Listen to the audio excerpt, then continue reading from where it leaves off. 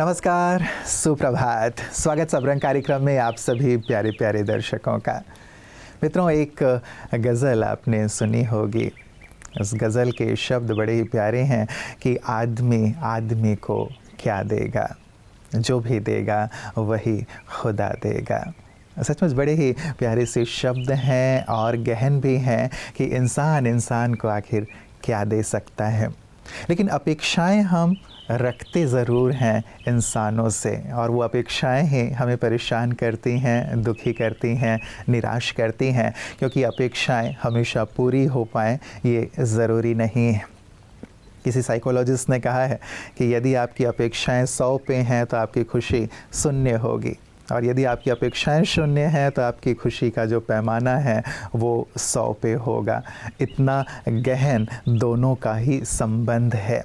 इसीलिए मित्रों, हम देखें कि जब हम किसी की सभी अपेक्षाएं, कामनाएं पूरी नहीं कर सकते तो दूसरा हमारी अपेक्षाओं को, कामनाओं को कैसे पूरा कर सकता है। इसीलिए हम अन्य पर आश्रित ना रहें अपनी खुशी के लिए, अपनी शांति के लिए या अपने आनंद के लिए। हाँ, हम अपना बेस्ट ज़रूर देते रहें, तो इंसानों से नहीं, लेकिन यदि भगवान से अपेक्षाएं रखी जाएं तो निश्चित रूप से हमारी सभी अपेक्षाएं भी पूरी होंगी और हम जीवन में स्थिर और आनंदित रहेंगे। आइए इसी सुंदर भाव के साथ, संकल्प के साथ चलते हैं आज के सुवाक्य की ओर कि हम भगवान से ही अपनी अपेक्षाएं रखेंगे, इंसानों से नहीं। ओम शांति। उम्मीदें, इच्छाएं, अपेक्षाएं, ये वो आधार है जिस पर आज संसार का हर संबंध टिका हुआ है। कहते भी हैं कि उम्मीदों में बंधा एक जिद्दी परिंदा है इंसान, जो घायल भी उम्मीदों से है और जिंदा भी उम्मीदों पर है। पति की पत्नी से उम्मीदें, पत्नी की पति से उम्मीदें, माता पिता की बच्चों से उम्मीदें और बच्चों की माता पिता से उम्मीदें कभी भी खत्म नहीं होती।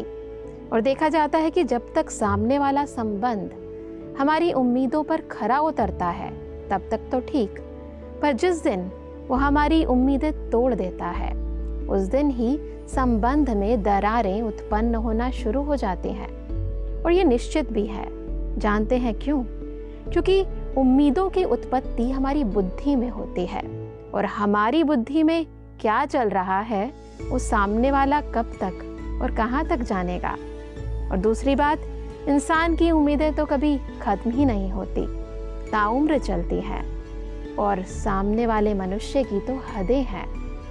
तो क्या अपने संबंधों को हम यूं ही तोड़ते और मोड़ते रहें? बिल्कुल नहीं। इसका बहुत सहज साधन है कि अपनी सारी उम्मीदें, सारी इच्छाएं एक बेहद के माता पिता, बंधु सखा, परम पिता परमात्मा से रखें। यकीन मानिए, वो परमात्मा आपकी इच्छाएं उत्पन्न होने से पूर्व ही आपकी सब इच्छाएं पूरी कर देगा। ओम शांति।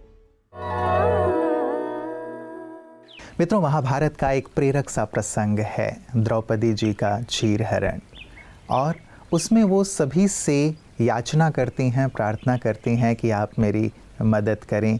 एक प्रकार से सबके प्रति उनकी अपेक्षाएं हैं कि इतने वीर बलशाली लोग मेरी रक्षा ज़रूर करेंगे।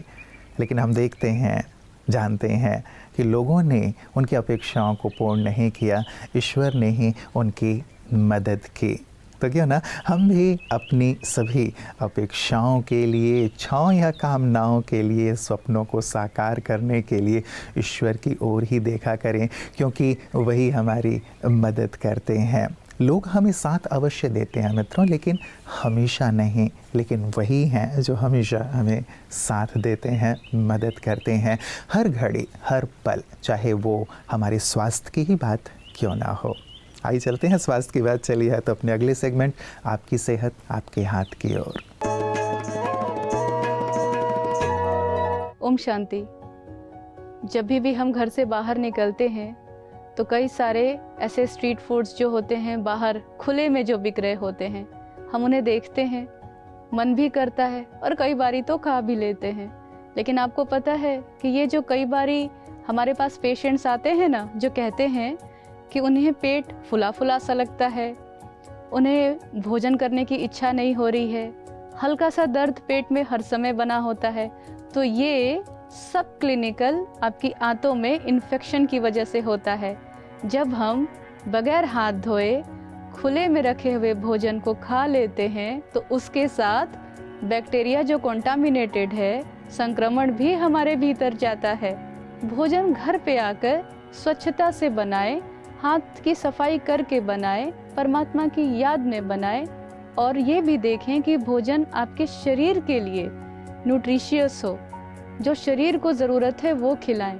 तो इसलिए आज से जब हम बाहर निकलें और हमें स्ट्रीट फूड्स खाने की क्रेविंग हो तो अपने मन को नियंत्रण करें। और उसे कैसे कर सकते हैं? कई बारी तो हम सोच भी नहीं पाते हैं और हम बस लेके उसे खा लेते हैं।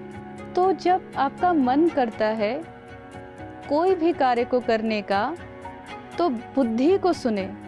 एक आवाज़ आती है कि ये हमारे लिए सही नहीं है, आप उसे सप्रेस नहीं करें, क्योंकि ये आपका डिवाइन इंटेलेक्ट है जो ये निर्णय दे रहा है कि आपके लिए ये भोजन सही नहीं है, क्योंकि आपको ऑलरेडी इस बात की इन्फॉर्मेशन है। उसे सुने, उसे इग्नोर नहीं करें, ताकि आपका ये संस्कार परिवर्तित हो। स्वस्थ रहने के लिए ये छोटी छोटी बातों को अपने जीवन में धारण करना बहुत आवश्यक है।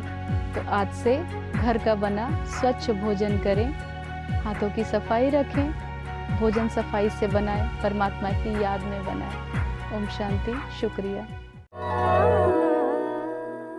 मित्रों, जून का मास आते ही योग की चर्चा पूरे विश्व में होने लगती है, भारतवर्ष में होने लगती है, क्योंकि 21 जून को अंतर्राष्ट्रीय योग दिवस, जब हमारे माननीय प्रधानमंत्री के द्वारा ये एक सुंदर सा प्रस्ताव रखा गया था संयुक्त राष्ट्र महासंघ में, तो वहाँ ये पारित हुआ और तब से लेकर योग के प्रति लोगों में विशेष रुचि देखने में आ रही है।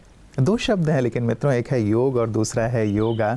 योगा शरीर से जुड़ा हुआ है तो योग मन से जुड़ा हुआ है, और मन परमात्मा से जुड़ जाए तो सचमुच मन सुंदर हो जाता है, और तन यदि योगा से जुड़ा रहे तो तन स्वस्थ रहता है। आज हम परमात्मा की ही सुंदर बात कर रहे हैं, तो मन योग के माध्यम से कैसे ईश्वर से जुड़े, उसके लिए ही हम योग एक जीवन दर्शन, एक सुंदर सेगमेंट लेकर के आ रहे हैं, जिसमें योग की सुंदरता, गहराई और महत्ता को हम प्रतिदिन जानेंगे। आइए शुरुआत करते हैं इस सुंदर सेगमेंट की आज से। ओम शांति। हमारे परम सम्माननीय प्रधानमंत्री मोदी जी ने 21 जून हर वर्ष योगा दिवस मनाने का एक सुंदर कार्यक्रम प्रारंभ कराया। भारत में ही नहीं, विदेशों में अनेक देशों ने इस चीज को अपना लिया। भिन्न भिन्न धर्मों के लोग योग करने लगे। एक्सरसाइज, प्राणायाम, उससे तन स्वस्थ रहता है, कई बीमारियों को कंट्रोल किया जा सकता है।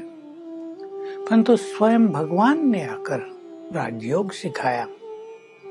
उस योगा से शरीर को हम ठीक रखेंगे और इस राजयोग से मन को, आत्मा को, बुद्धि को, अपने संस्कारों को ठीक करेंगे, क्योंकि जीवन में केवल स्वास्थ्य ही पर्याप्त नहीं है। स्वस्थ होना तो हर व्यक्ति चाहता ही है और बहुत सुंदर बात है। और स्वामी रामदेव जी ने इस बात को भारत में बहुत आगे बढ़ा दिया, उनकी भी शुक्रिया।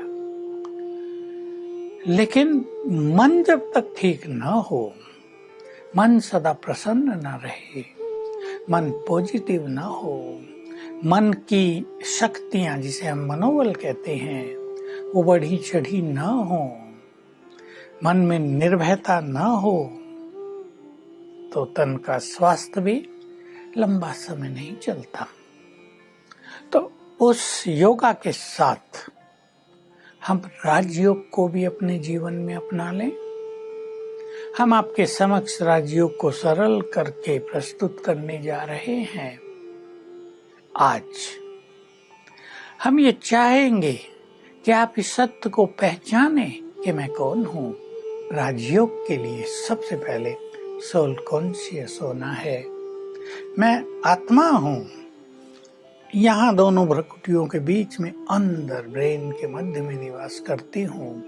मैं सटल पॉइंट ऑफ एनर्जी हूँ, सटल पॉइंट ऑफ लाइट हूँ, इनविजिबल हूँ। मुझे इन आंखों से देखा नहीं जा सकता है। तो देखें थर्ड आई से कुछ क्षणों के लिए। मैं आत्मा, पॉइंट ऑफ एनर्जी, इस देह की मालिक, इस देह की कंट्रोलर हूँ।